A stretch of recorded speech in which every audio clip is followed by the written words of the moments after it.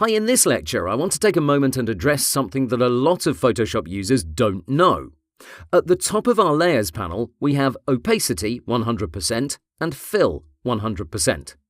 The question is, what's the difference between the two? I have these two identical layers on my canvas, and I'll drag down the opacity, so say 60% for this one. I can type in that value manually and hit Enter. As you see, the shape becomes semi-transparent. I can also adjust its opacity by clicking once in this field. Now I'll hold Shift while I use my mouse scroll. The value changes in 10 pixel increments. Remember that Shift does the same thing when you want to move your layers by 10 pixels.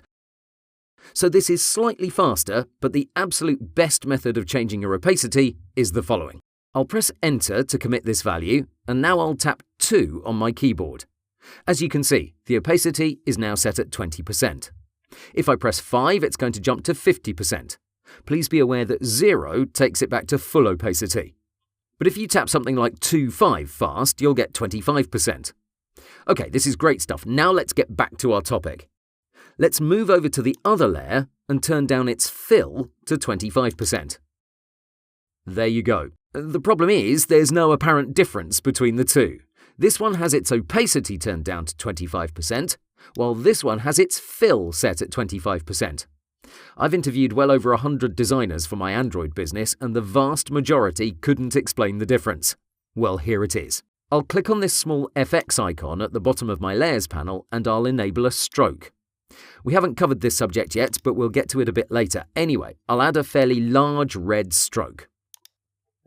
Now, I'll drag the fill all the way down to 0%. Look at what happens.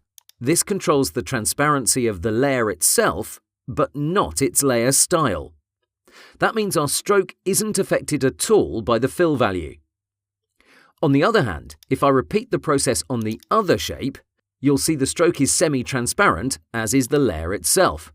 And as I adjust the opacity level, both the layer and its stroke are equally affected.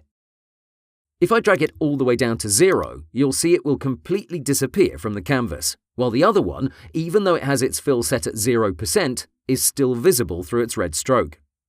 This opens up a world of possibilities for your projects, so much so that Adobe introduced it a long time ago. So that's the difference between opacity and fill. Opacity affects the transparency of the entire layer, including its layer styles, while fill only works on the layer itself, not on its effects. Finally, I want to clear up any potential confusion. There's another term in Photoshop that's referred to as fill. I'll select my background layer so I can show you. Go to the top menu and click on Edit. From this list, choose Fill.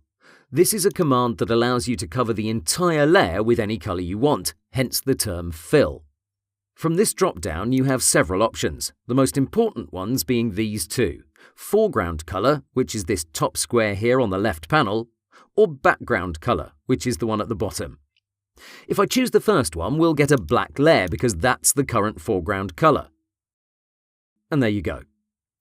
But if you want to obtain the same result without going through the menu systems, you can do the following. First, let me get a nice blue for my foreground color.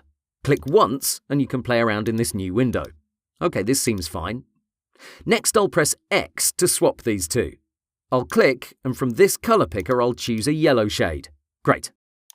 Now for the hotkey. Control-Delete fills my layer with the background color. In this case, that's blue. And Alt-Delete does the same thing, but it uses my foreground color. Here it's yellow. Why did Adobe choose the Delete key? Well, you can think of it as deleting all your pixels and replacing them with your desired color. So Control-Delete and Alt-Delete are the two hotkeys that can fill your layer with your background or your foreground colors. If for whatever reason you can't get it to work, create a new layer first and then try the commands. And that wraps it up. I hope you won't confuse the two terms as their names are similar, but they do completely different things. One controls layer transparency, while the other paints your canvas with your foreground or your background color.